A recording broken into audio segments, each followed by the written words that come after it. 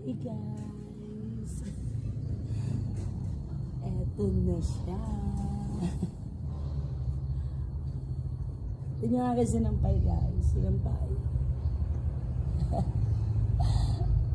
Wala akong makitang sampayan. Kahanapan ko na. So, yan.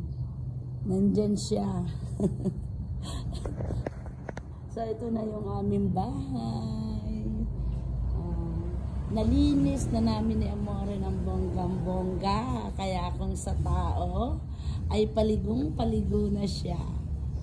Isa na lang ang kulang guys. Kasi, aakyatin pa to ni Amore para, yan. Kita nyo yan guys. So, ang dami nang tayo ng ibon dyan. So, yun na lang yung lilinisin namin. Yan. Tingnan nyo guys. Yan. Ang dami nang tayo ng ibon dyan. Yan. So, yun na lang yung lilinisin namin. At, ready na siya for tomorrow sa kanyang blessing. O, diba? Ang sarap sa feelings. Ang sarap sa pakiramdam na yung pinaghihirapan araw-araw sa Italia, ngayon ay ninanamnam na namin mag-anak. O, diba? House number 1.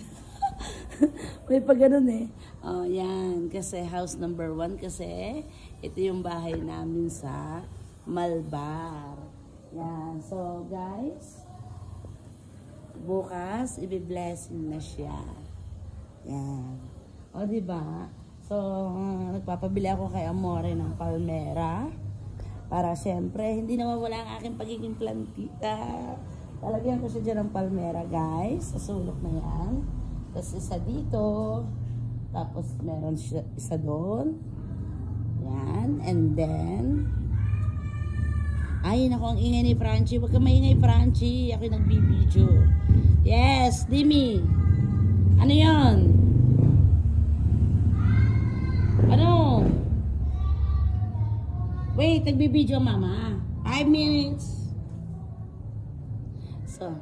So yun guys. So, nakakatuwa. Ang sarap sa pakiramdam na kung masasabi lang ng aming bahay sa amin na huwag ka nang umalis. Dahil kahit kami, parang ayaw na naming iwan siya. Kasi, ang linis-linis na niya. So, nakakatuwa. So, yun lang guys. At pangalawang linggo pa lang ako dito sa Pilipinas. Ngayon pa lang ako nagka-time mag-upload ng video. Alam niyo na. Chika-chika. So, update tayo tomorrow. Bye-bye.